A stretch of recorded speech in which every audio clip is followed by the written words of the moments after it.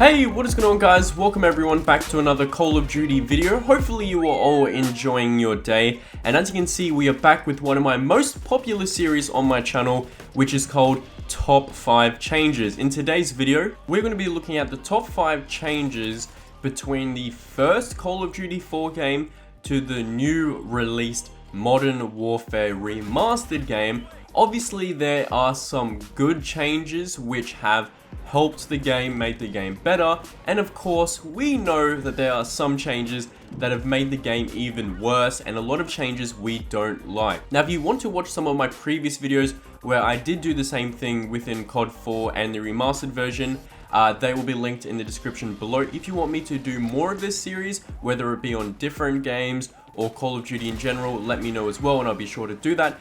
So heading into the video and heading into the first spot, what we're going to be looking at in one of the changes from the original COD 4 to the remastered version is the vote to skip or the vote to change the map. As we know in Call of Duty, if we don't like a particular map, we vote, we skip it, we get something we like, and sometimes we obviously don't get a map we like at all. Now in the original COD 4, this was not the case. As you can see on the screen right now, when you were in a pre-game lobby and you had a map that you were going to play on, you only had one option to skip, and as you can see, it needed a total number of 5 people to skip the map. And once the map was skipped and no one wanted to play a particular map, you were locked in to the next map. In COD 4 Remastered, Black Ops 3 Advanced Warfare, basically any Call of Duty from Modern Warfare 2 on had the ability to replay the previous map, which is option 1. You can choose another map which was next in the rotation,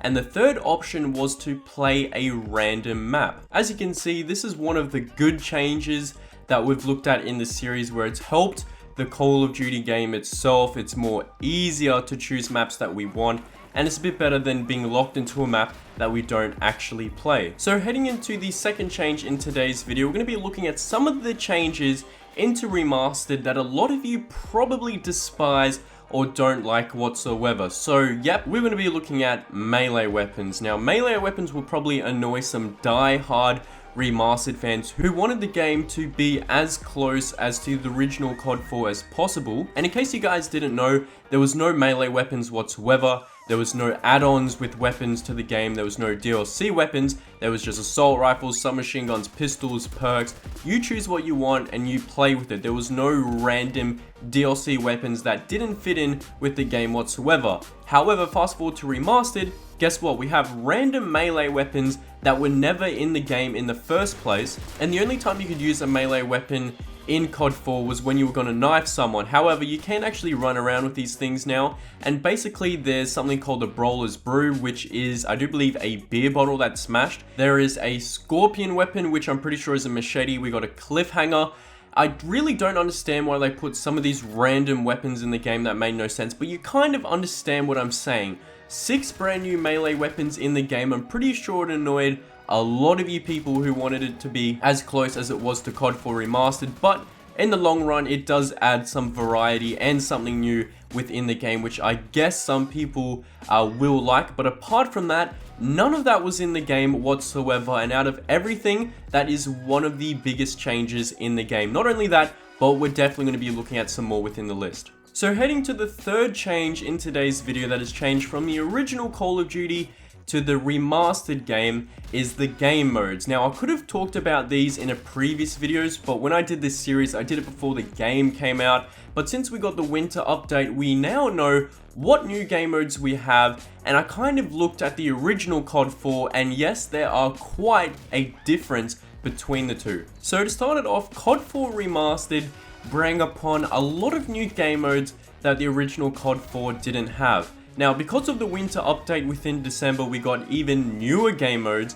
that weren't even when the game first came out. So since then, there are a lot of game mode changes from the original COD 4 to the remastered game. So as we know, we have the new game modes of Gun Game and Hardpoint. Those two game modes were never ever in COD 4. Those were released a long time after the game came out. So those are two new game modes that Remastered brought in. We have Team Tactical, which is 3v3. That was never in the OG COD 4. We have Ground War, which is a known game mode in the COD community, and I had to double check on this. It wasn't in the original COD 4. Kill Confirmed was also not in the original COD 4, but it's in the remastered version. And then if we have a look at the hardcore playlist, whether it's hardcore Kill Confirmed, Headquarters, and Search and Destroy, those 3 game modes were not in the original hardcore playlist in COD 4. But apart from that, let me know what you think about the new game modes. Do you think it's ruining the OG-ness of the original COD 4, where it should be as close of a match to it as possible? Or do you think it's kind of a good thing because they're giving you more variety, they're making the game a little bit more fresh? I want to know what you guys think down below in the comment section. So heading into the 4th change in today's video that has changed from the OG COD 4 to the remastered COD 4 is character customization. Now I kind of want to say this is a big change because I wasn't even expecting it at all. But basically from the supply drop update, of course character customization came around. Basically you can unlock these character customizations from supply drops, and it changes your character's helmet, your character's face, what their uniform is, their skin color, and if you want to, for some reason, you can make your character a female character. Having female characters were never really in any of the Call of Duties until Black Ops 3. Maybe they're trying to fill in the gender gap and they don't want some feminist trigger. I really don't know why they needed to add it in. They didn't have to, but I guess for some females playing the game, it's a good thing. But apart from that, character customization is something we don't really need, but I guess it's a change that some people will like and some people won't like. It wasn't in the original COD 4 because in the original COD 4, what you had was when you spawn into the Spetsnaz or to the US military, you would get that uniform. If you were sniping, you would have a ghillie suit. And at the end of the day, character customization can be something you like or don't like. It really doesn't affect you too much, but the same thing still applies where it is a big change from the original COD 4. So heading over to the last change that we're going to be looking at in today's video, guess what? You probably guessed it right. We're going to be looking at supply drops. Now, supply drops, I'd like to think, is something hated by the Call of Duty community, but obviously some people do like it because they think it adds something to the game. It gives them something to do. But apart from that, it's brung upon calling cards, reticules, different things in the game that you have to earn yourself, or if you want to do what Activision wants you to do, you can buy some supply drops and then you can get some of these customizations from it. Now, this is the biggest change out of all changes between the OG COD 4 and the remastered COD 4, because no one thought back when the original COD 4 would come out that they would remaster it and slap some type of microtransaction DLC type of thing on top of it. No one would ever think of that.